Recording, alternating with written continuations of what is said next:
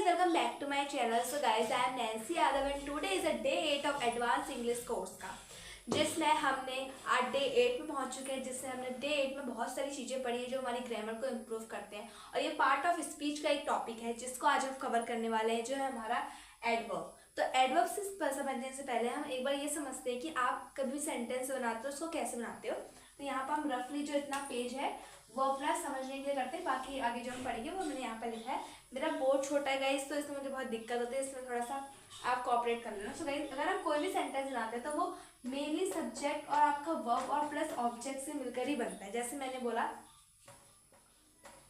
C play, ठीक है, वह खेल रही है, ठीक है, सिंपली बोला ना सी प्ले, वह खेल रही है। और मैंने बोला कि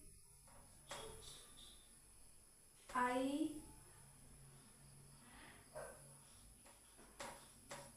डांस, मैं नाच रही हूँ, ठीक है। तो मैंने ये बोला सिंपली आपका जो ये कहते हैं कोई भी सेंटेंस है वो फॉर्म हो गया। बट अगर आपको इसको ऐसे बोलना है कि यार वो कितने धीरे खेल रही है, तो आप इसमें क्या लिखोगे, सी प्ले स्लोली, ठीक है। और वो बोला कि आई डांस, मैं नाच रही हूँ, मैं कितना गंदा नाच रही हूँ, I dance badly. So guys, जब मैंने इस सेंटेंस को सिंपल फॉर्म में बोला और जब मैंने इसमें एडवर्ब यूज करके बोला या फिर कोई कहते हैं सब्जेक्ट में कोई नया वर्ड यूज करके इसमें ऐड करके बोला जिससे हमारे इमोशंस हो, तो ये जो पूरा सेंटेंस है वो एक इमोशनली से अटैच हो गया। ऐसे मैंने बोला सी प्ले, वो खेल रही है, मैंने बोला सी प्ले स्लोली, वो बहुत धीरे खेल रही है। गाइस, मेरे एक्सप्रेशन भी इसमें चेंज है। ऐसे मैंने बोला कि मैं डांस कर रही हूँ, आई डांस, ठीक है, मैं डांस कर रही हूँ। आई डांस बैडली, मैं बहुत गंदे तरीके से डांस कर रही हूँ। सो गाइज, ऐसे ही जो हमारे जैसे हमने अच्छा पूरा कैसा भी जो चीज़ बोली वो हमारे एडवर्ब में आते हैं। सो गाइज, आज हम एडवर्ब का एक कॉन्सेप्ट सीखने वाले हैं जो बहुत आपके लिए जरूरी है, पार्ट ऑफ स्पीच। अब हम पढ़ते हैं एडवर्ब। सो पहले हम एडवर्ब की डेफिनेशन देख लेते हैं कि वो होता क्या है।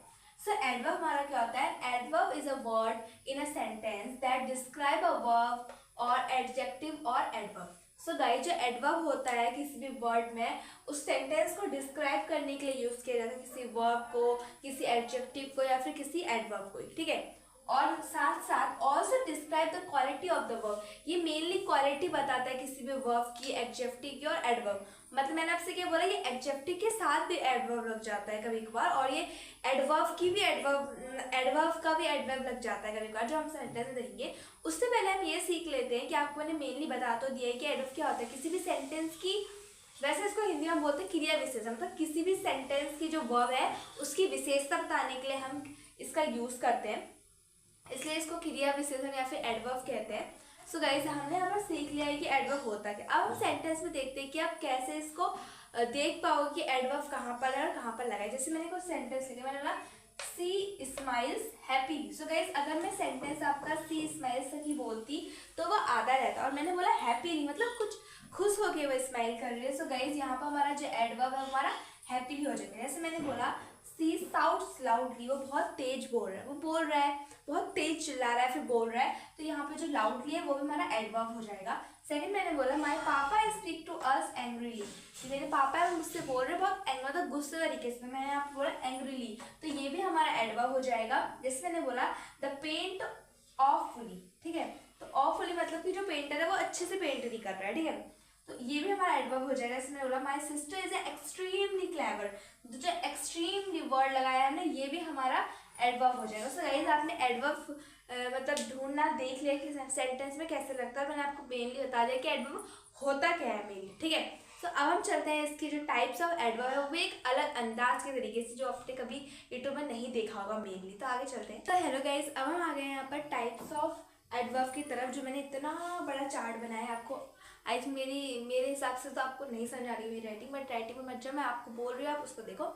सो गाइस, यहाँ मैंने टाइप्स ऑफ एडवर्ब लिखे हैं। फर्स्ट है, जैसे क्योंकि हम एडवर्ब कहाँ पर यूज करते हैं, कैसा, कब, कहाँ का, कैसे, कितना, कितनी बार, इन चीज़ों के लिए ऐसे वर्ड्स मतलब वहाँ पर यूज़ करते हैं मेनली वर्ब की। जब हम किसी भी वर्ब की क्वालिटी बताते हैं, कितना था, कैसा, क्यों, कितनी बार, ऐसे यूज़ करते हैं। वैसे हमने यहाँ पर उसी के टाइप से उनको डिवाइड करा है। फर्स्ट है हमारा हाउ, मतलब कैसे, जो एडवर्ब ऑफ मैनर पर आता है, जिसमें आपके आते हैं loudly, quietly, angrily, badly, well, first, secretly और पेनफुली। सेकंड आपका आता है व्हेन, जो कब हुआ, एडवर्ब ऑफ टाइम बोलते हैं इसे हम।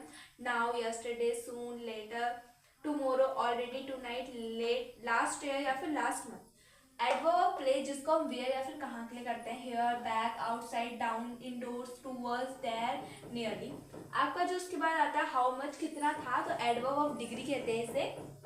Quite, too, extremely, absolutely, almost, just, completely, enough, fully.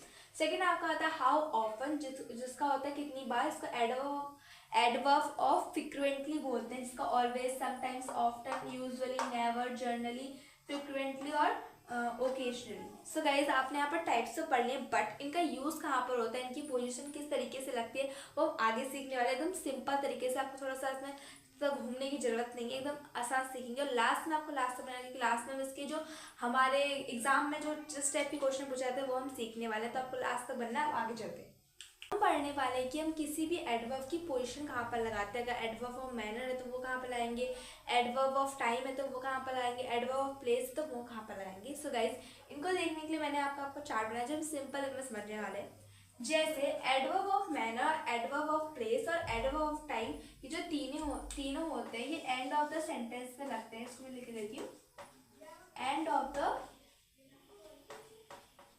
Sentence. तो गाइस ये तीनों adverb of manner, adverb of place, adverb of time, ये तीनों सेंटेंस के लास्ट में लगते हैं। बट एडवर्ब ऑफ मैनर में अगर मान लो कोई सेंटेंस छोटा है तो उसके लिए तो हम इसको जो एडवर्ब ऑफ मैनर है उसको हम लास्ट में लगाते हैं। बट कोई सेंटेंस बहुत बड़ा है और उसके तो बहुत ज़्यादा बड़ा है, उसके पीछे हम नहीं लगाते। जैसे मैं आपको एक सेंटेंस दिखाती हूँ। इसमें मैंने एक सेंटेंस लिखा, सी एट क्विकली, मतलब जो जल्दी खाना खाती है। अगर इसी से इसमें हमने जो manner of the adverb of manner का लगाया पीछे लगाया मैनर का, अगर ये सेंटेंस को अगर मैं लिखूँ, see quickly at the dinner and run out of the room.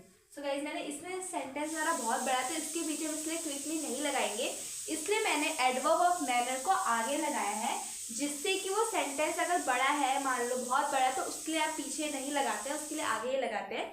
अगर वो मतलब छोटा है, जैसे मैंने सिंपल लिखा सी एट क्विकली, तो आप पीछे लगाएंगे। अदरवाइज अगर सेंटेंस बहुत बड़ा तो आप बीच में या फिर आगे लगा सकते हैं। और आगे चलते हैं, वैसे एडवर्ब ऑफ टाइम का भी यूज किया जाता है आगे लगाया। जैसे मैंने बोला, एक सेंटेंस लिखा, today I am going to propose her, ठीक है। इसमें मैंने बोला today I am going to propose her. So guys यहाँ पर टुडे हमने आगे इसलिए लगाया क्योंकि यहाँ पर हमारा जो पर्पस है वो बहुत इंपॉर्टेंट है। हम उसको बताना चाह रहे हैं कि मैं आज ही जा रहा हूँ उसको प्रपोज करने, ठीक है। जैसे मैंने बोला कि today I propose her, I am proposing her, या फिर जितनी भी चीज़ें हैं। तो गाइज यहाँ पर जो हमारा पर्पस है वो मेन है हमारा, तो इसलिए हमने टुडे आगे लगाया। वैसे ही आप एडवर्ब ऑफ टाइम को आगे भी लगा सकते हो जब आपका पर्पस या फिर कुछ भी चीज़ इंपॉर्टेंट है और आप उसको दिखाना चाहते हो। सो गाइस हम आगे चलते हैं। आगे जो हमारे एडवर्ब ऑफ डिग्री है और एडवर्ब ऑफ फ्रीक्वेंटली, जो एडवर्ब ऑफ डिग्री मेनली आपका मिड में लगता है, बट एक्सेप्ट अगर यहाँ पर अलॉट आएगा और या फिर अ बिट आएगा तो उसको आप बीच में या फिर आगे लगा सकते हैं। वैसे ही जो आपका एडवर्ब ऑफ फ्रीक्वेंटली होता है उसमें जो सारे होते हैं मेनली मिड या फिर आपके आगे लगते हैं। बस जो ऑलवेज और एक नेवर जो आपका आ गया वो आपका कभी कभी आगे भी लग जाता है और पीछे भी लग जाता है। So guys that is all for the videos. But अभी हम आगे सेंटेंस देखने वाले, जिससे आपको अच्छे समझ में आएगा कि हमने यहाँ पर क्या करा और क्या नहीं पढ़ा, और आपको इससे आपका जो कॉन्सेप्ट है वो और बूस्ट होगा। तो अब आगे चलते हैं। सो गाइस कुछ सेंटेंस है, आपको इसमें टिक करके बताना है कि ये सही है कि रॉन्ग है। जैसे मैंने फर्स्ट बोला, ही रन्स फास्ट। तो गाइस फास्ट हमारा एडवर्ब ऑफ मैनर होता है जो लास्ट में लगता है, तो ये आपका सेंटेंस है आपका सही हो जाएगा। सेकेंड है, you sang nicely the song. So guys यहाँ पे मैंने आपसे बोला जो आपका नाइसली है वो भी आपका एडवर्ब ऑफ मैनर है, बट यहाँ पर ये बीच में आ गया जो कि लास्ट में आता है, इसलिए ये भी आपको गलत हो जाएगा। सेकेंड है, I know need you help, है ये कौन सा सेंटेंस। गाइज मैंने आपको बोला था एडवर्ब ऑफ टाइम भी आपका लास्ट में लगता है और यहाँ पर जो नाउन है वो आगे लग चुका है, इसलिए ये सेंटेंस भी आपको गलत होगा। उसके बाद जो आता है फोर्थ है, वो she did well the job. ये क्या होता है। तो गाइज जो वेल है वो आपका वेल है वो आपका एडवर्ब ऑफ मैनर में आता है, बट ये यहाँ पर बीच में आ चुका है जो कि लास्ट में लगता है, तो इसलिए ये भी गलत है। उसके बाद जो लास्ट है, the bus has left just. तो गाइस जस्ट जो मैंने आपसे बोला था कि ये एडवर्ब एडवर्ब फ्रिक्वेंटली होता है तो जस्ट आपका यहाँ पर नहीं आएगा, ये आगे आता है या बीच में आता है, तो ये भी आपका गलत हो जाएगा। So guys that is all for the video. I hope you like it. आपको ये कॉन्सेप्ट अच्छे से समझ में आया। अगर बूस्ट भी और कहीं पर मुझसे गलती हो जाती है प्लीज़ आप कमेंट करो। अगर आपको कहीं पर समझ में नहीं आता तो आप मुझे कमेंट करो और मुझसे भेज दीजिएगा। अगर खुद भी पूछ मैं आपको उसका आंसर पक्का देती हूँ। और गाइस ज़्यादातर इस वीडियो को ऐसा ज़्यादा लाइक करो, शेयर करो, कमेंट करो। गाइस आप मिलते हैं नेक्स्ट वीडियो में। मेरी तबीयत अभी बहुत ख़राब है बट अभी ठीक नहीं हुई है, और तब तक मैंने आपसे बोला कि छुट्टियाँ हैं तो वीडियो तो ऑब्वियसली बनाऊंगी। तो आपको मिलते हैं next video. Bye, thank you.